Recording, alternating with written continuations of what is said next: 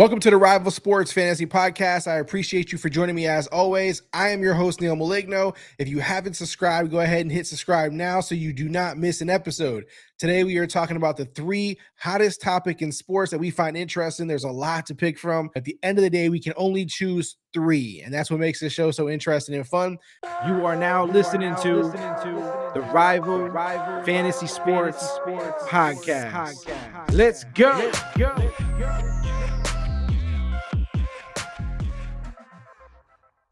I always love for you guys to chime in, so go ahead and drop your comments down at the bottom, whether it's about the first topic, the second topic, the third topic, a topic we might have missed, a topic that you think was the most interesting, whatever it is. We reply to every single comment down there, so we really appreciate the interaction, the support from you guys. Thank you to those who have subscribed. If you haven't already, please don't forget to subscribe. And this podcast show is brought to you by Rival Fantasy Sports. It's the rivalfantasy.com website you can go to and play daily fantasy sports, or you can download the Rival Fantasy Sports app on your smartphone, Android, iPhone, whatever it is. Get in there, have a lot of fun, use our promo code or link that is in the description, and have a blast. Now, let's go ahead and get to today's topics. Now, our number one headline of the day is a controversial one. It is one that is covering a wide range of areas. And what I mean when I say that is golf, the PGA Tour, live golf. It's not just about sports. It's a very political topic. It's an emotional one. And so I had to make it topic number one. I'm not even a crazy huge golf fan. I'm not even, a golf nut at all. Like, it isn't necessarily, the first sport I choose to watch or the first sport that I'm, top tier sport for me in terms of, the ones that I consume the most. But this is hard to pass up. This topic, this conversation. Let me go ahead and just bring up the headline first, so we kind of get everyone caught up in case maybe you're not paying attention and you don't know what's going on. Let's talk about it.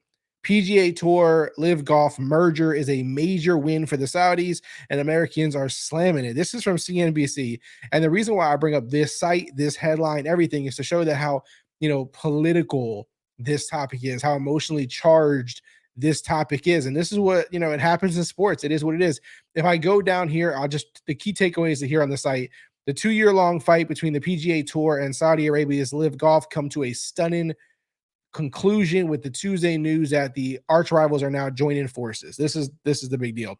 American lawmakers, commentators, and sports fans are calling the deal hypocritical and accusing the PGA Tour of taking Saudi's blood money and doing sports washing.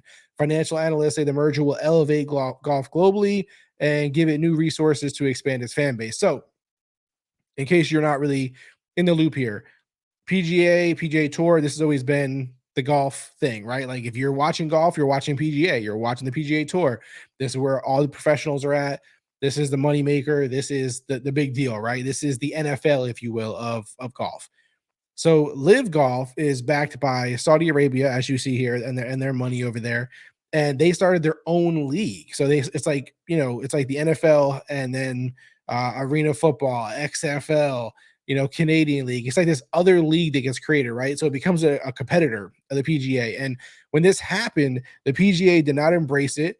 They attacked it, very strongly. And we'll get to some of that here in a second. And the players were divided, right? So some players went and signed huge contracts with Live. Some stayed with PGA. Everybody kind of dug their foot in the sand and, made it very clear what side they were on, how they felt about it. And this goes all the way from the players to the top, leadership at the PGA itself, right? So this is why this gets really messy, because out of nowhere, this wasn't like something that was highly reported, highly discussed. Out of nowhere, something that was not going to happen, it was shut down from every angle, just pops up and happens, where these two are now merging, joining forces, if you will. They're joining forces. And here we are. You have this situation where everyone's going to put their own spin on it.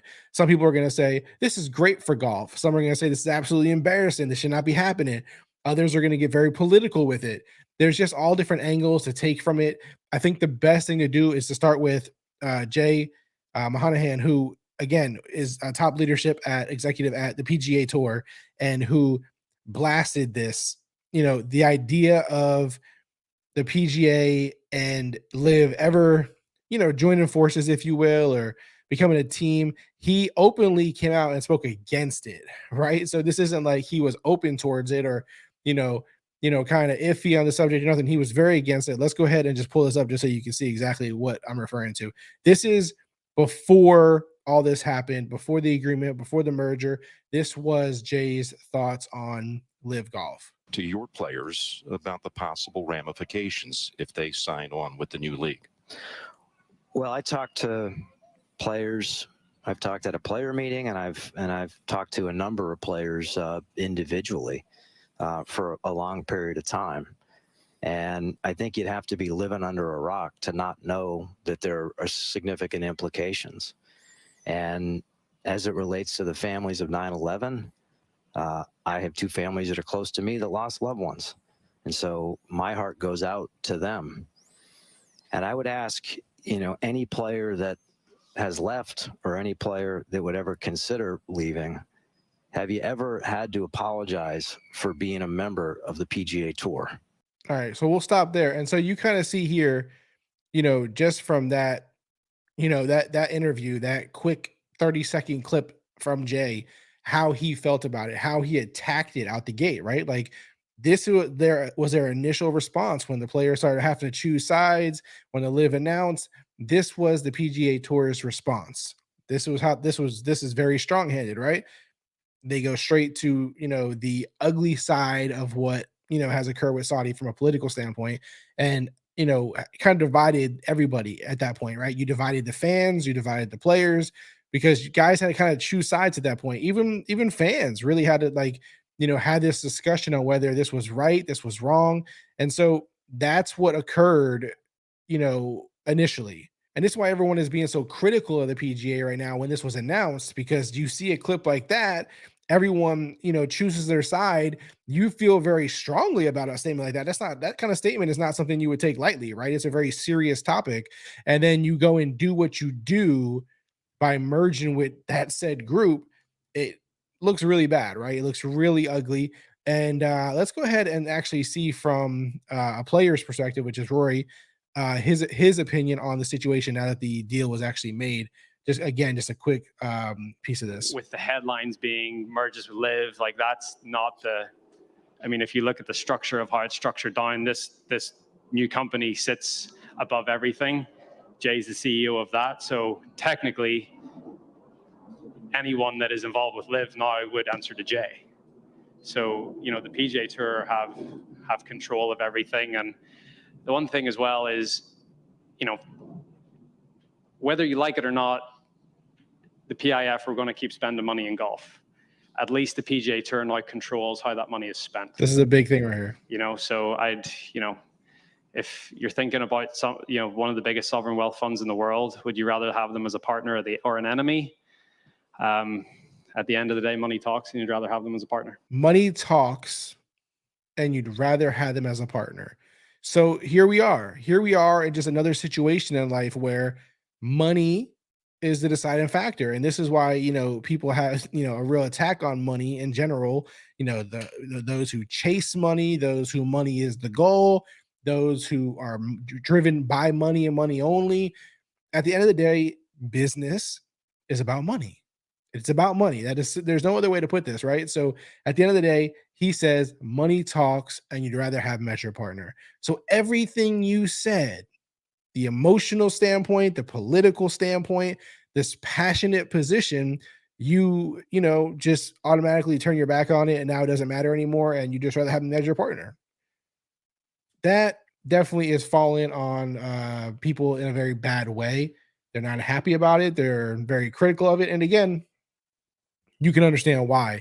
Here is a clip I want to play now from Bryson DeChambeau. He's also a golfer, and he's one of the ones who are on the Live side. And he talks about this on CNN, actually, about his position in terms of, how he feels about it. And this is where I say it gets political. Again, we're talking about sports on CNN. And of course, they're making this a very political thing, which you can feel either way about it, how you want, whether that's right or wrong. But it's a simple fact. So here it is, just a piece of this clip. I'm not going to play the whole 5 minutes. It's not just about 9/11. What does it make you uncomfortable at all? Because it's not just that they're accused of financing terrorism. They also are accused of killing a Washington Post reporter, Jamal Khashoggi. How do you feel knowing that that is where the money is backed by?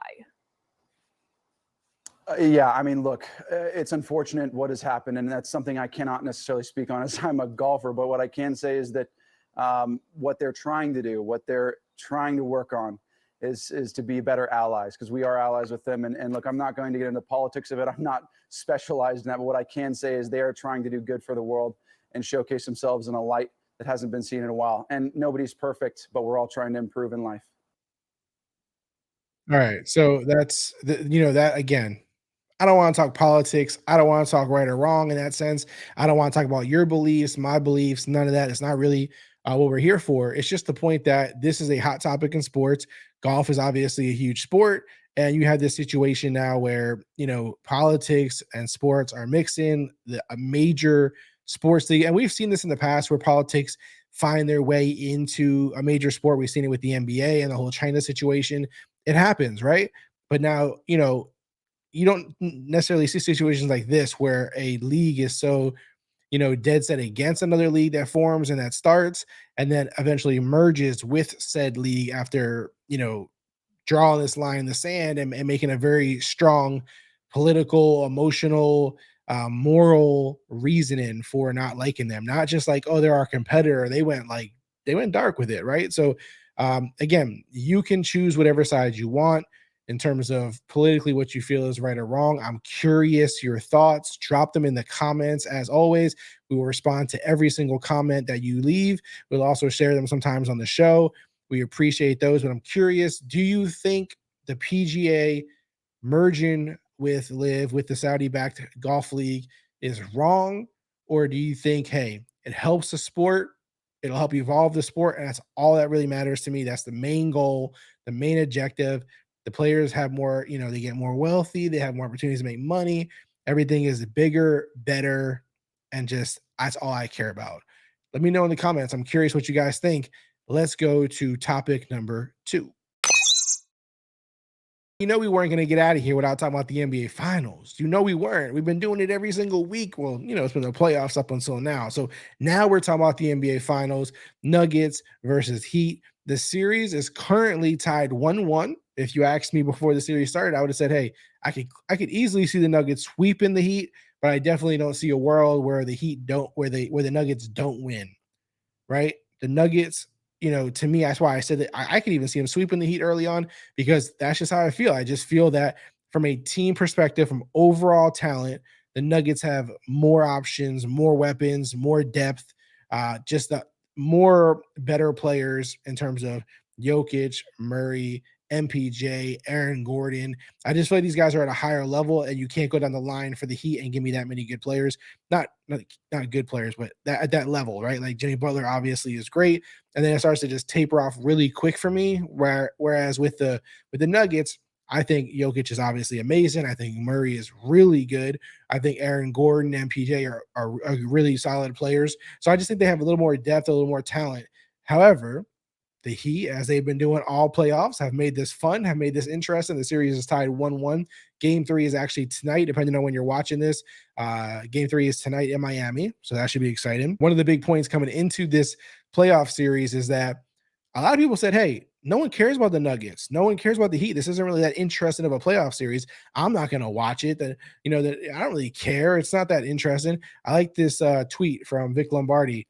Ticket demand is higher in Denver than last year's NBA cities. Ticket prices higher in Denver than Miami.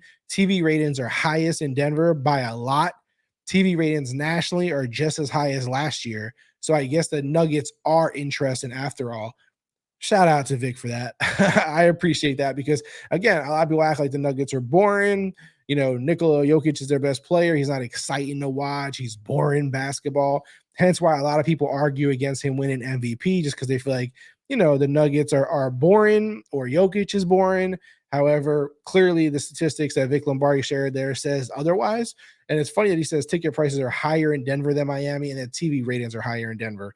That's interesting, right? That leads you to believe that maybe Miami doesn't support the team as highly as Denver does. There's a lot to do in Miami, so that's the excuse for whenever someone doesn't support something at a super, super, super high scale in Miami, like they do in other cities, right? Like even Denver, for instance, here in this actual argument, they always love to say, well, there's nothing to do in Denver, but there's so much to do in Miami, right? So that's always the argument, the defense for Miami to give on why they don't support, whether it's their sports teams high enough or whatever the case may be. It's harder to make it in Miami in terms of attention because attention is spread out all over the place, which, they are right in some regards. So either way, this series is obviously interesting to people. Obviously, basketball fans, NBA fans are watching it and consuming it because it says that the TV ratings nationally are just as high as last year, which is good. I'm happy to hear that because it is, a bummer when, you think that, teams aren't being watched as much just because they're either not in a popular city or they don't have the, 3-star players all in one spot. I'm happy to hear that people are watching Nikola Jokic, people are watching Jimmy Butler, people are watching this series. It's still a fun series. It's still interesting. Even if you think like, oh, the Nuggets are capable of sweeping the Heat or they're, capable of being a way better team than the Heat, it doesn't make it not interesting. Just the fact that the Heat are here makes it interesting. The fact that the Heat have won a game makes it even more interesting. So I think the series will only get better and better in terms of that kind of stuff.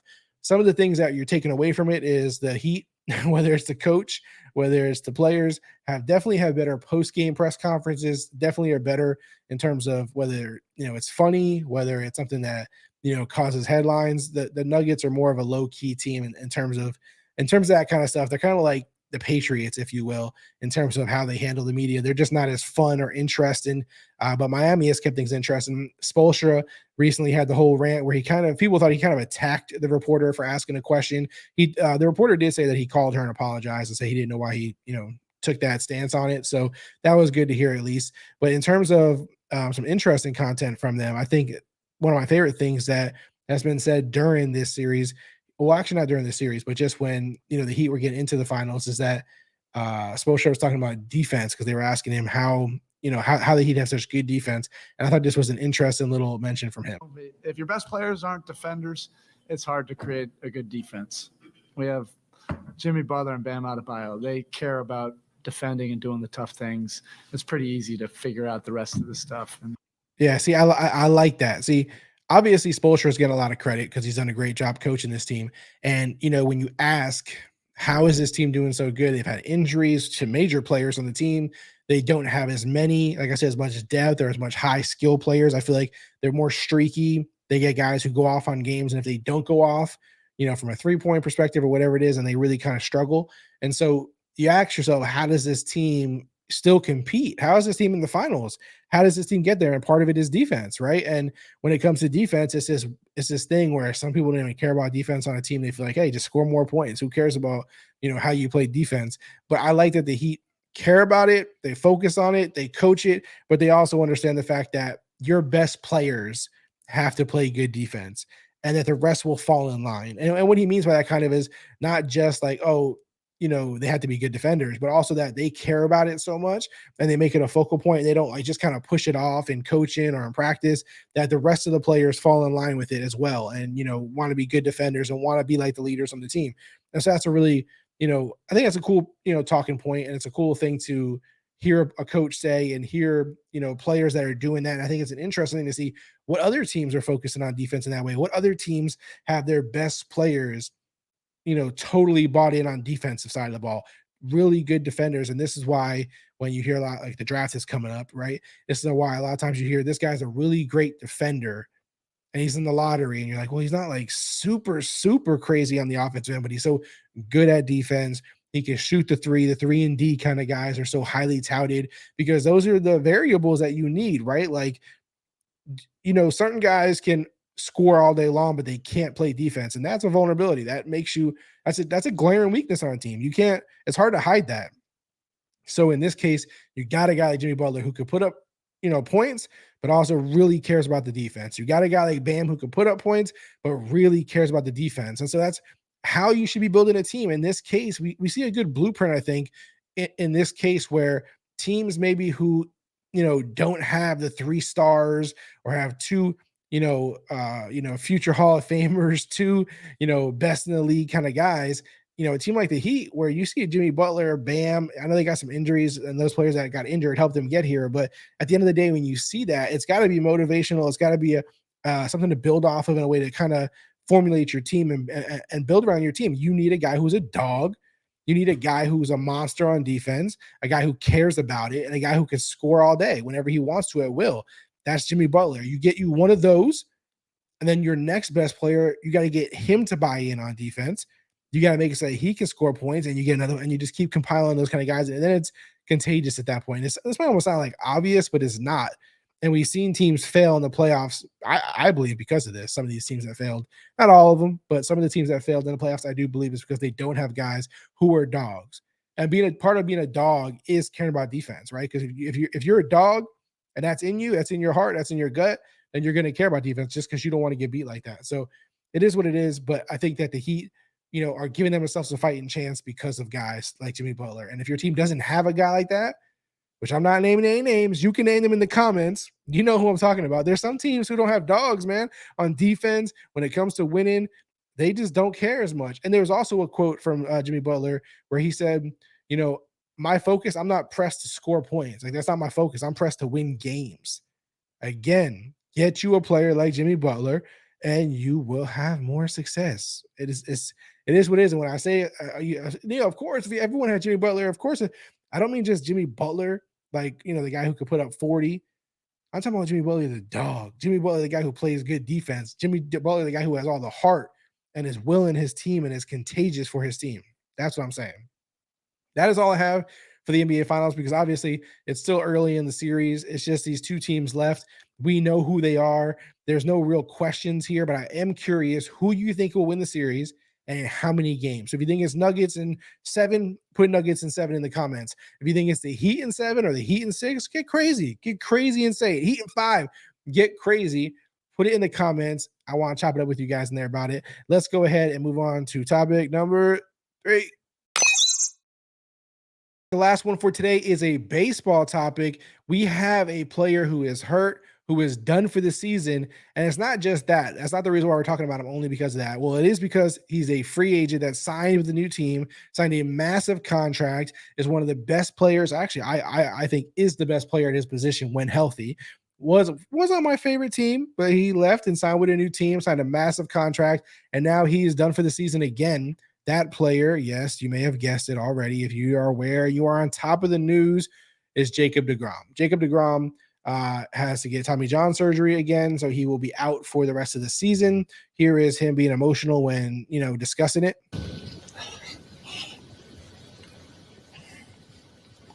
And to not be able to be out there and, help them win, it stinks. If you want to be out there, like I said, we got a special group. I love being around these guys, and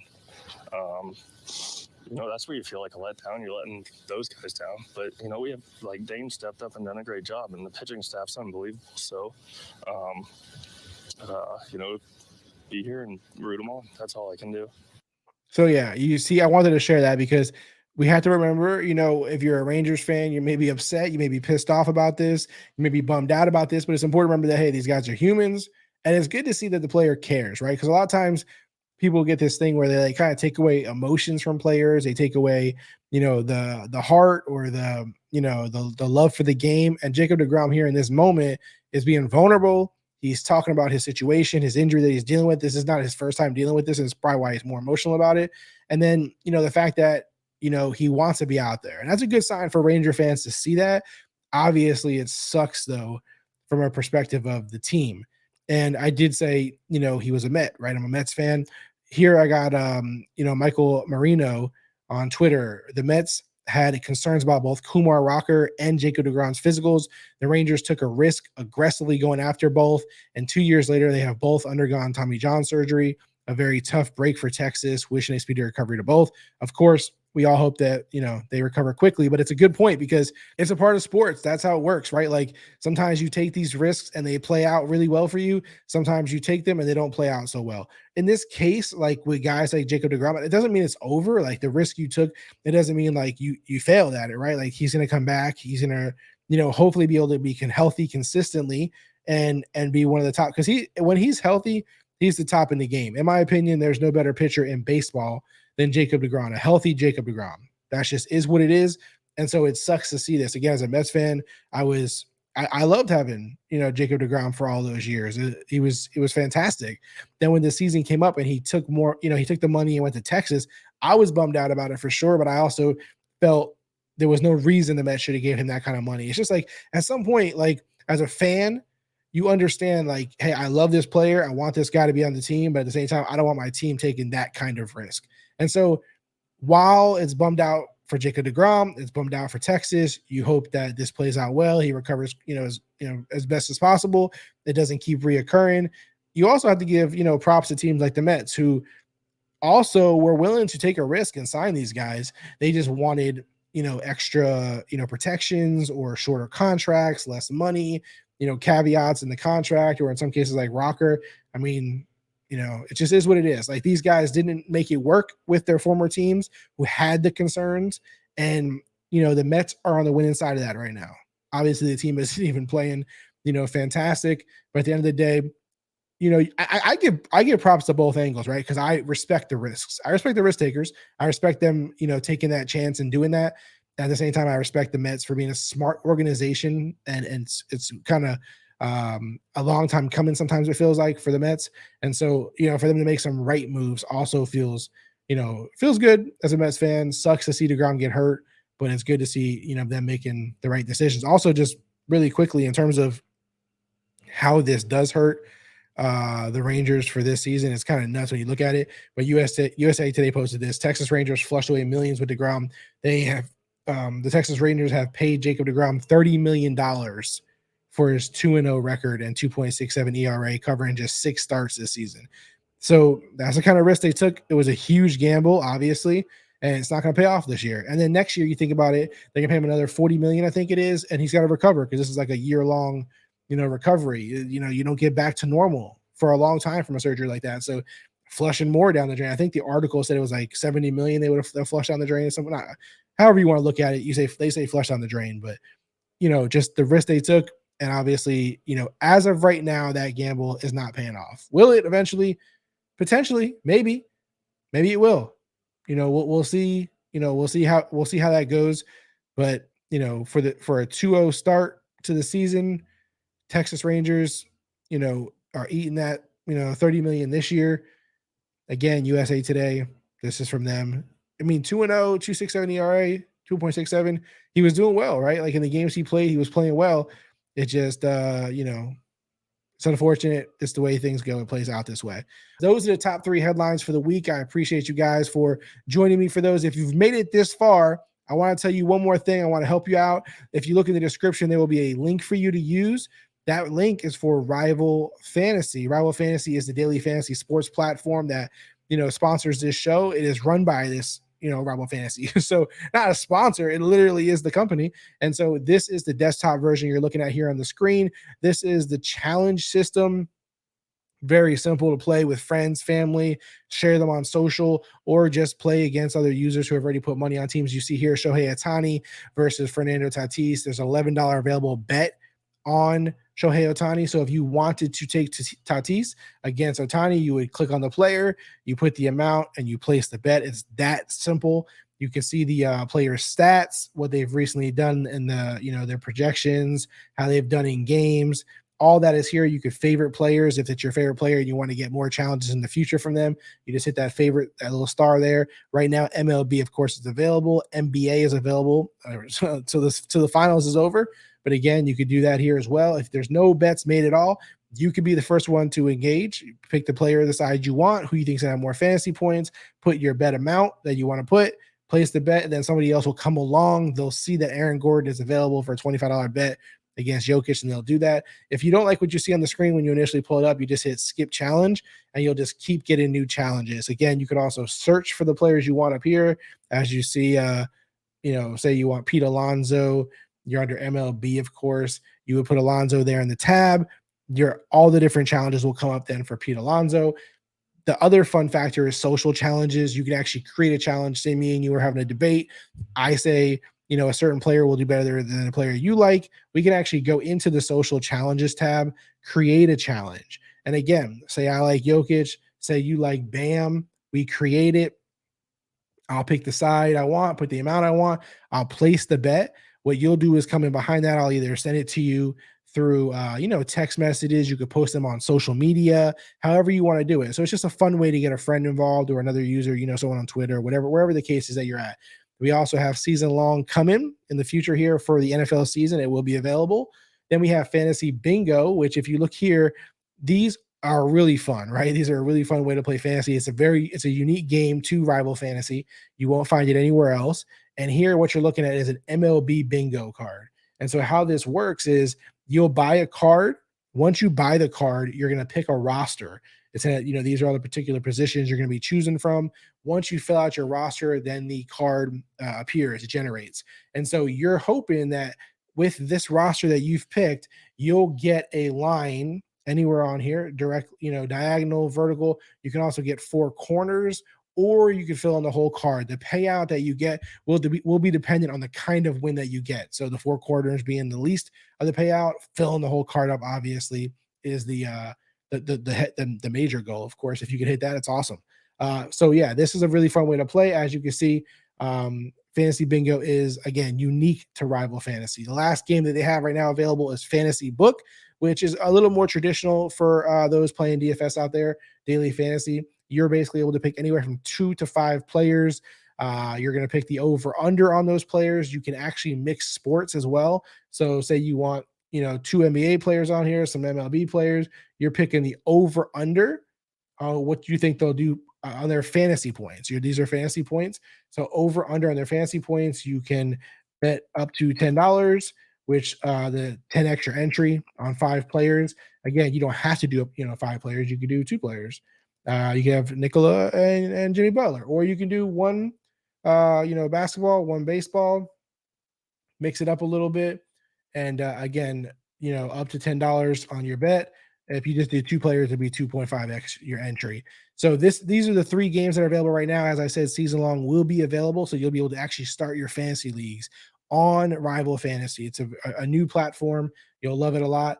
And then as far as any of the other everything is here available in one spot. It's your one-stop shop for fantasy players. We think we got the best product in the market for you guys. Again, if you love fantasy football, you love fantasy sports, you love fantasy baseball, any of them, this is your one-stop shop. Again, use the description. In the description, there's a link. Use that link. You'll receive the bonus offer involved. Again, if you have any questions about the app itself, we'd be happy to answer them for you. You could drop them in the comments. You can use the contact on the website. You can hit us up on any of our social media platforms at Rival Fantasy on Twitter, Instagram, TikTok, everywhere. And we'll be able to get back to you there as well. I appreciate you guys, as always, for joining me. This is the top 3 headlines of the week. It's been a great episode. Lots to cover. I want to see you guys in the comments. We got a lot to talk about. That is it for today. I am Neil Maligno. This is the Rival Fantasy Sports Podcast, and we're out.